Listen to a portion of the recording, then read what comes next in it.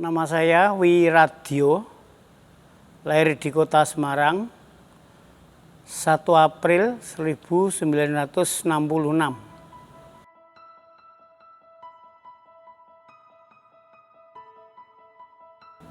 Dari kecil, jadi kita, bapak saya juga seni, ibu saya seni, mbah saya seni, keluarga saya seni semua. Jadi saya dari kecil istilahnya seninya itu otodidak, jadi bukan sekolah di ISI Jogja atau Solo ndak, jadi kita otodidak otomatis karena itu dari keturunan bapak ibu dan mbah.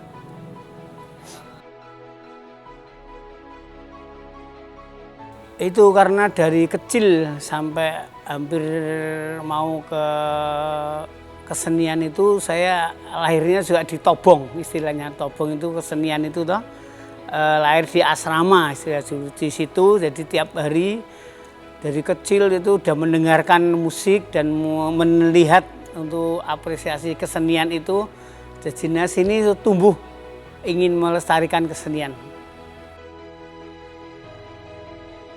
Itu yang pertama itu untuk tari, itu tari jelas, terus musik juga, terus kebetulan ke ketoprak, wayang orang dan lain-lain.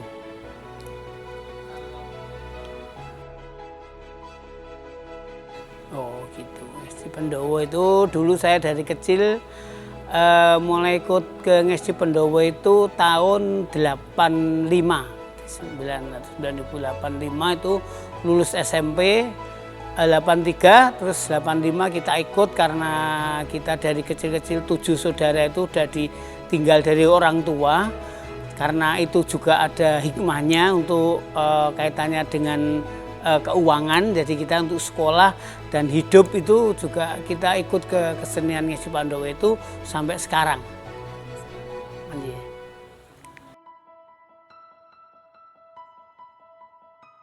Jauh beda sekali Mas, kalau dulu itu kan istilahnya istilahnya pakem.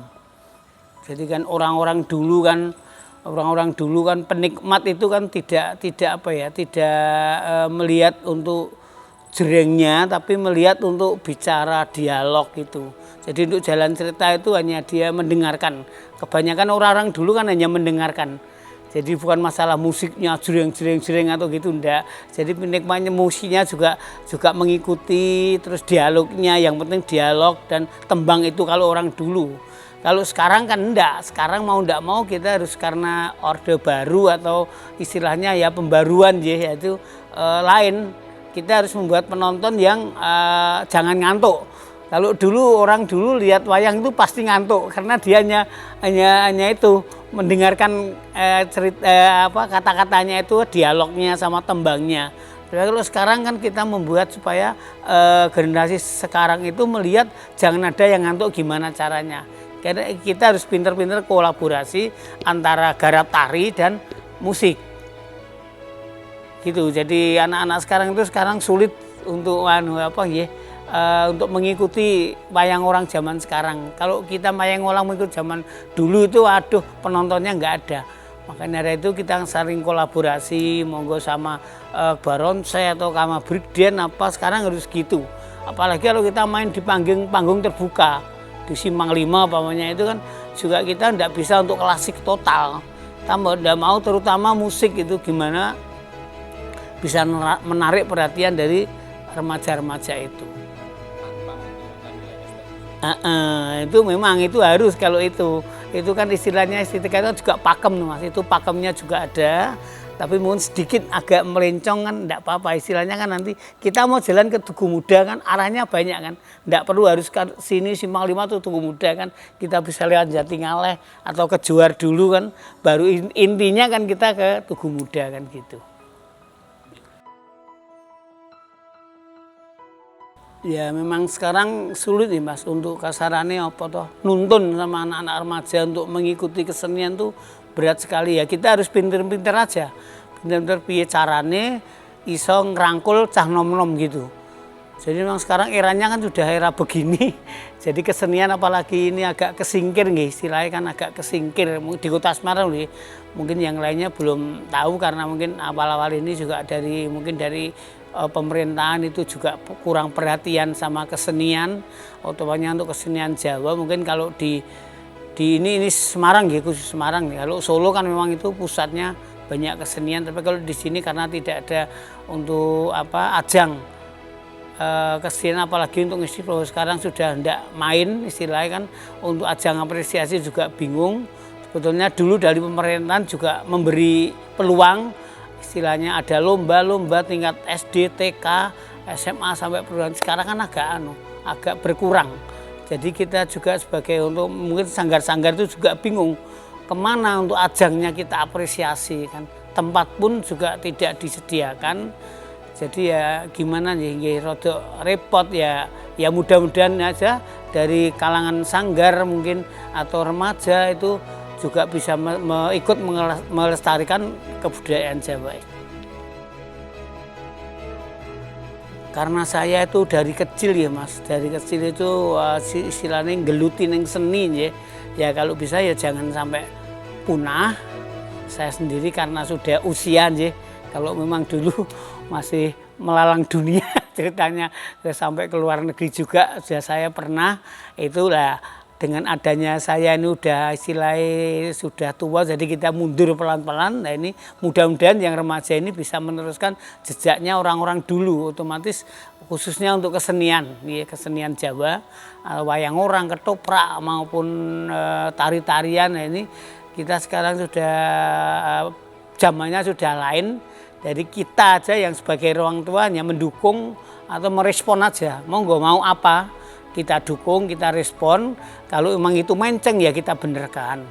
Karena mungkin anak-anak sekarang kan ya istilah ada yang tahu, ada yang enggak, itu kan mungkin melenceng dan tidaknya kan namanya wayang itu, apalagi ke wayang orang itu juga sulit Mas. Sulit ya, sulit itu dari karakter, dari gerak-gerak dan sebagainya. Mungkin kalau tarian itu nggak masalah ya. Tarian itu pun kalau tarian dalam lomba itu juga lain, mungkin tarian biasa untuk pentas hanya apresiasi, terus kita dengan event lomba itu kan juga harus perkembangannya harus beda, jadi jangan disamakan. Jadi untuk lomba itu harus betul-betul didik anak yang betul-betul itu menjiwai istilahnya. Kalau sekedar pentas apresiasi monggo lah, kita hanya sekedar hura-hura istilahnya. Tapi kalau lomba kan kita dari juri pun juga oh ini karakternya mau tokoh-tokoh, ini pewayangan, ini Janoko harus gini, Abimanyu harus gini, Cakil ini Cakil kan ada beberapa tokoh itu juga, Asa Ale, Alas, Kraton itu kan juga punya Cakil juga ada gitu kan. Jadi kalau gimana sih sekarang agak sulit ya untuk menjiwai untuk karakter ya. Karakter itu juga berat itu karena ya kalau karakter itu masuknya ke lomba itu, lomba harus karakternya harus betul-betul nek Arjuna ki ya semene, nek Abimanyu ya semene sih. Ya itu pengalaman saya, jadi pengalaman saya waktu ya sama teman kalau mengikuti lomba festival itu kan juga ada seperti itu ya. Mudah-mudahan aja bisa langgeng untuk keseniannya. Semarang pun juga mengikuti masalah soalnya Semarang juga banyak sanggar-sanggar yang menciptakan tari-tarian itu ya. Kita apresiasi aja, kita respon aja, monggo. Nanti kalau mau menciptakan tari-tari monggo, tapi kudu ono patokane. Jadi sebenarnya ada yang menciptakan tari itu dia sudah punya istilahnya kayak gambaran gitu, ini intinya apa, ini mau apa, terus gimana kan gitulah. Seandainya ada sesepuh yang mau ngeritik ya itu ya jangan ditolak, kita tetap diterima aja, diterima yang bagus diambil, yang jelek baru kita buang, istilahnya kan seperti itu. Jadi ndak semua kebiawia seperti itulah. Ini pesan aja mungkin dari kalangan remaja, monggo yang maksudnya yang ke hobi seni, punya sanggar yaitu monggo mau berkreasi silahkan, karena tari itu tidak patokan. Tapi kalau wayang itu kan ada pakemnya, kalau tari itu berkembang. Gatotkaca saiki ora kudu ngene. Dari kostum pun ana sing nganggo ijo putih, aduh itu kan juga susah lah, mau protes tuh ya sekarang empunya itu aja nggak ada. Dari untuk agak bingung nggih kostum itu juga. Yang penting kan Gatotkaca nganggo kutang Gatotkaca kan itu tok Prabu. Ininya kan tidak diperhatikan gitu loh, susah itu Mas. Jadi ya banyak iso nari sih, iso nari ya. Pokoknya nari Gatotkaca itu kan ndak semuanya dari kostum maupun karakternya itu kan susahnya seperti itu. Jadi kita mau siapa ini orang masih gini lah, tapi kita ya ndak kenal sih.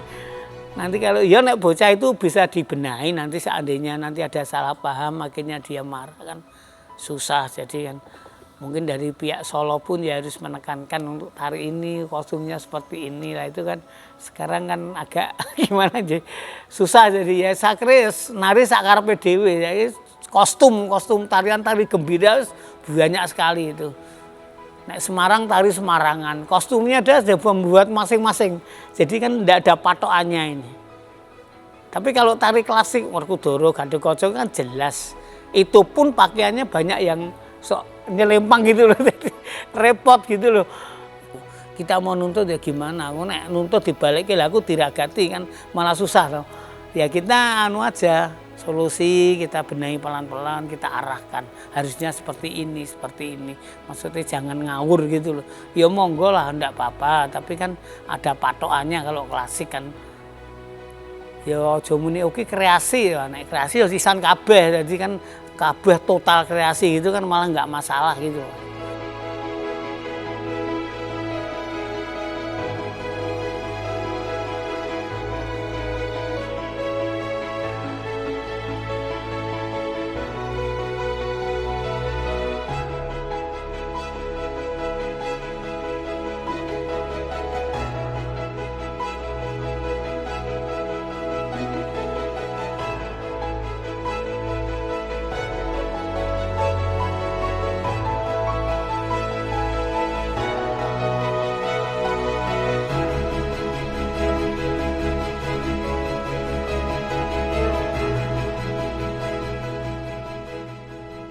Nanti rencana mau menarikan tari Gatotkaca Gandrung, itu sudah umum ya, semua bisalah tari Gatotkaca Gandrung.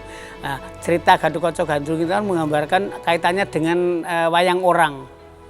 Jadi Gatotkaca masih muda itu seneng dengan seorang wanita itu namanya Endang Pergiwo.